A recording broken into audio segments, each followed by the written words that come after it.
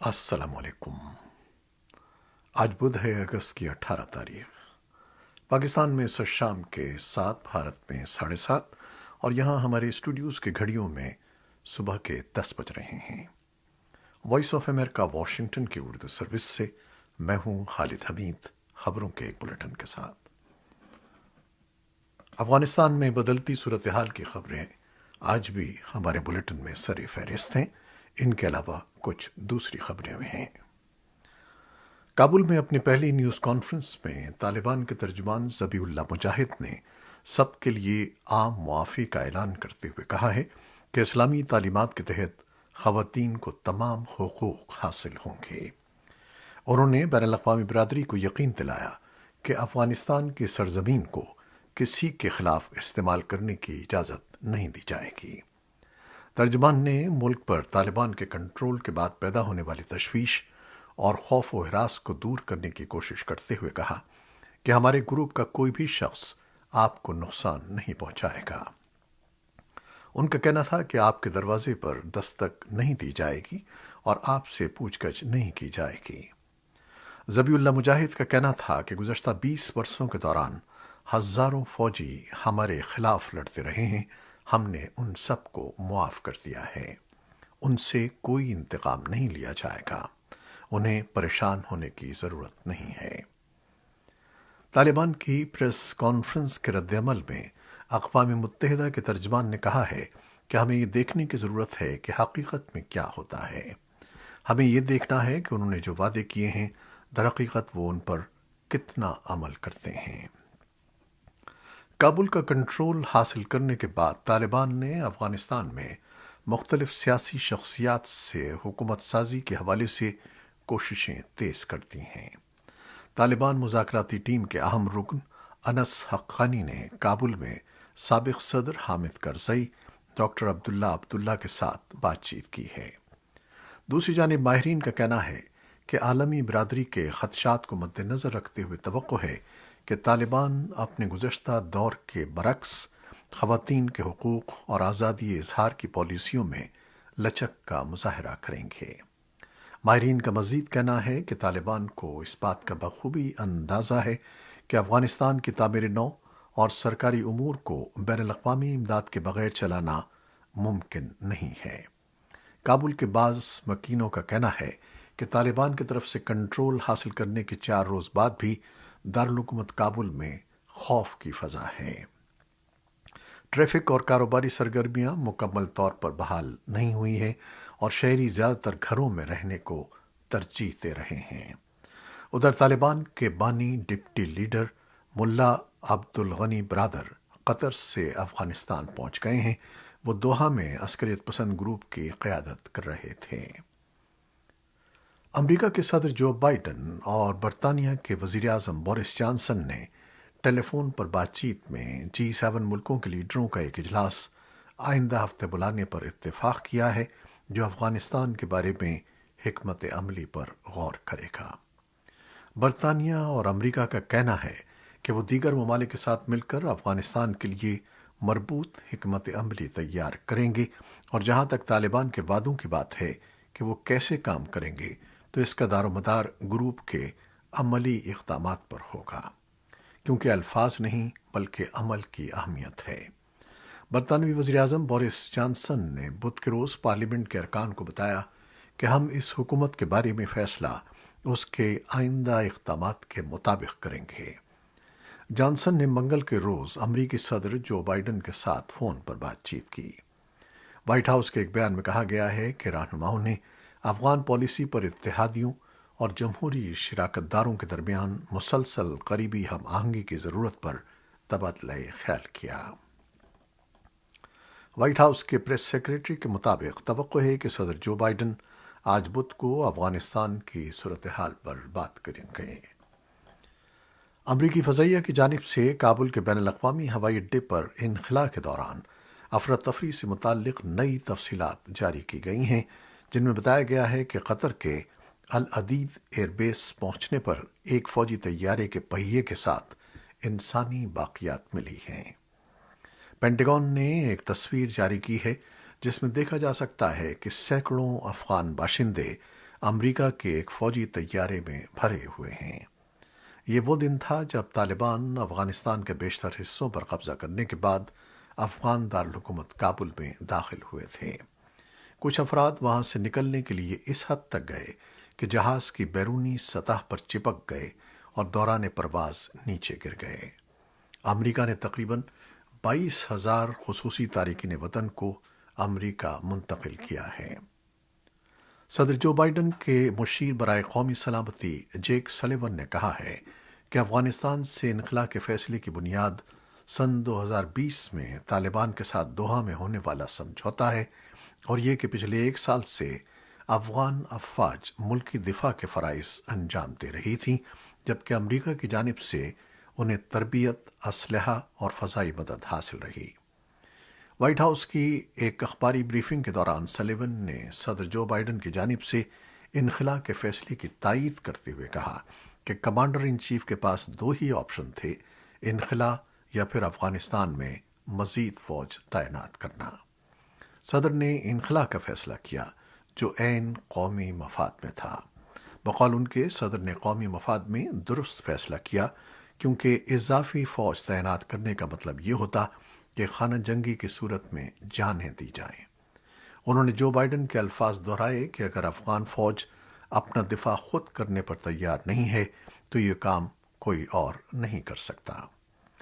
امریکہ کی قومی سلامتی کے مشیر جیک سلیون سے جب سوال کیا گیا کہ کیا امریکہ طالبان کو تسلیم کر لے گا، تو اس پر انہوں نے کہا کہ اس سوال کا جواب قبل از وقت ہے، لیکن طالبان پر منحصر ہے کہ وہ دنیا کے سامنے خود کو کس طرح پیش کرتے ہیں۔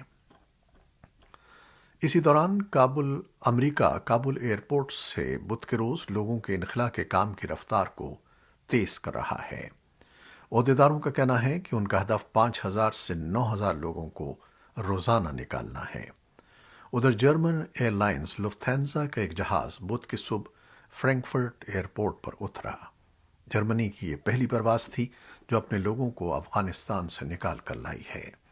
ان کے ساتھ سرگرم کارکن اور وہ مددگار بھی تھے جنہوں نے 2 عشروں کی جنگ میں غیر ملکیوں کی اعانت کی۔ وائٹ ہاؤس نے بتایا ہے کہ امریکہ کی فوجی پروازوں کے ذریعے افغانستان سے 1100 کے قریب ایسے افراد اور ان کے خاندانوں کو نکال لیا گیا ہے جو امریکہ کے مستقل سکونت رکھتے ہیں۔ وائٹ ہاؤس کے مطابق شہریوں کے انخلاء کے لیے 12 C-17 اور ایک C-130 طیارہ استعمال کیا گیا۔ وائٹ ہاؤس کا مزید کہنا ہے کہ شہریوں کے انخلاء کی رفتار اور تعداد میں اضافہ ہو سکتا ہے۔ اب تک کل 3,200 افراد کو افغانستان سے باہر لایا گیا ہے، اور ان میں 2,000 کے قریب ایسے افغان شہری ہیں جو اسپیشل امیگرنٹ ویزا پر ہیں جنہیں امریکہ میں آباد کیا گیا ہے۔ امریکی سینٹرل کمانڈ کے سربراہ جنرل فرینک میکنزی نے کابل کے حامد کرزئی انٹرنیشنل ایئرپورٹ سے امریکیوں کے انخلاء کی کارروائیوں کے بارے میں ایک بیان میں کہا ہے کہ انہوں نے وہاں کی صورتحال معلوم کرنے کے لیے ان فوجی لیڈروں سے بات کی ہے جو ایئرپورٹ کو سیکیورٹی فراہم کر رہے ہیں۔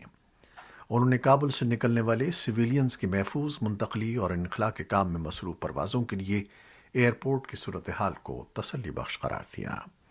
انہوں نے کہا کہ فی الوقت ایئرپورٹ کا ایئر فیلڈ محفوظ ہے اور اسے سویلین پروازوں کے لیے کھول دیا گیا ہے، جبکہ امریکی فوجی اور محکمہ خارجہ کے اہلکار مل جل کر ایئرپورٹ کی حفاظت کو یقینی اور انخلاء کی کارروائی کو محفوظ بنا رہے ہیں۔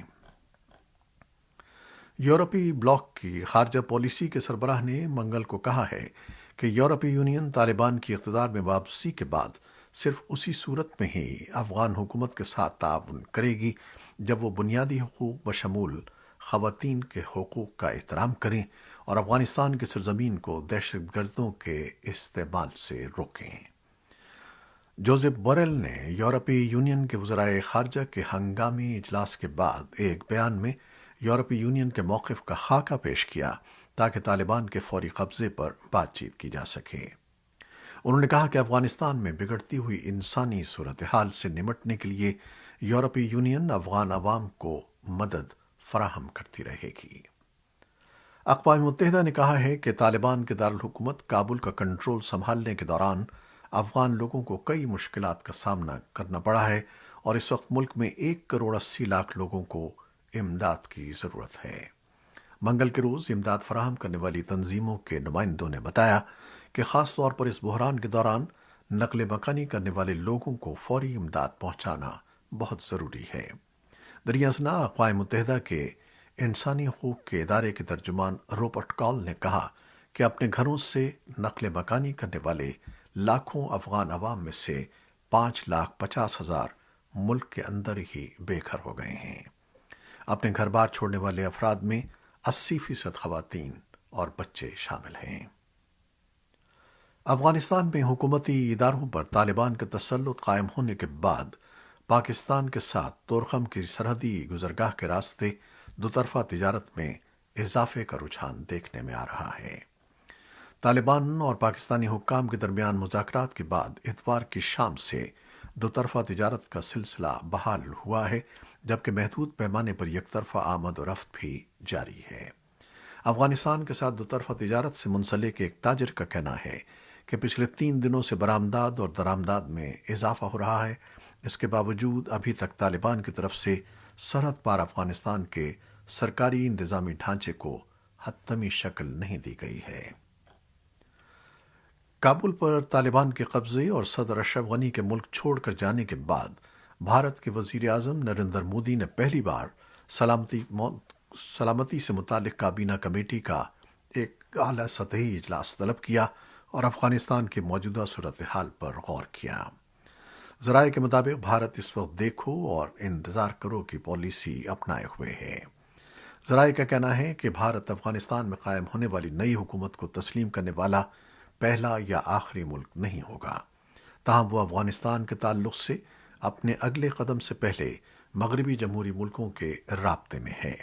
وہ یہ دیکھنا چاہتا ہے کہ وہ افغانستان کے سلسلے میں کیا موقف اختیار کرتے ہیں۔ اور اب کرونا وائرس سے متعلق کچھ خبریں۔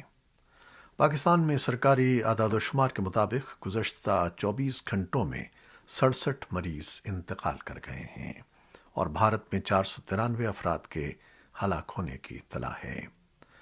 امریکہ کے صدر جو بائیڈن آج بدھ کے روز اس بارے میں بات کریں گے کہ آیا ان لوگوں کو جو پہلے ہی ویکسین لگوا چکے ہیں کووڈ-19 کی ویکسین کی ایک اور خوراک دی جائے تاکہ وقت کے ساتھ ممکنہ طور پر کم ہونے والے تحفظ میں کمی کو دور کیا جا سکے۔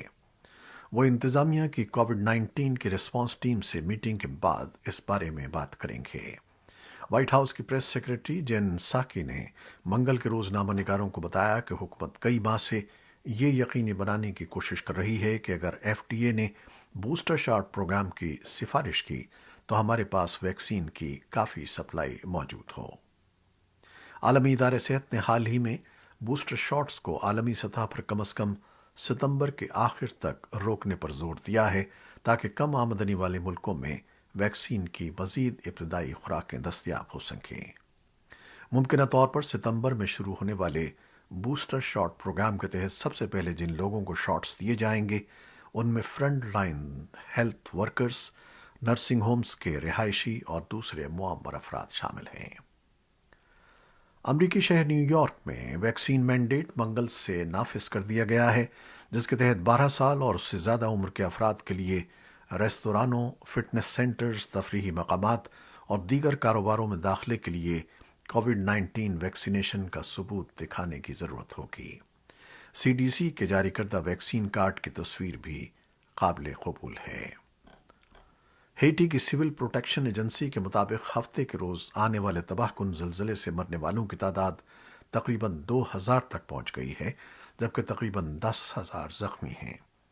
طوفان گریس کے ساتھ موسلا دھار بارش نے امدادی کوششوں کو متاثر کیا ہے۔ اقوام متحدہ کے بچوں کے بین الاقوامی ایمرجنسی فنڈ نے کہا ہے کہ طوفان سے ہونے والی شدید بارشوں نے پناہ گاہوں اور دیگر بنیادی سہولتوں تک رسائی میں رکاوٹ ڈالی ہے۔ اقوام متحدہ کے سیکریٹری جنرل اینٹونی گوتریس نے منگل کے روز ایک بیان میں کہا کہ عالمی ادارہ ہیٹی میں موجود ہے اور اس نے مرکزی ایمرجنسی رسپانس فنڈ سے $8 ملین مختص کیے ہیں تاکہ متاثرہ افراد کی مطلوبہ سہولیات فراہم کی جا سکیں۔ یہ تھیں وہ خبریں جو فیس بک لائیو پر ہم نے آپ کے لیے پیش کی۔ ہماری ویب سائٹ اور یوٹیوب پر یہ بلیٹن پوسٹ کر دیا جاتا ہے، جسے آپ بعد میں بھی دیکھ سکتے ہیں۔ ہمارے اس بلیٹن کو شیئر کرنا نہ بھولیے گا۔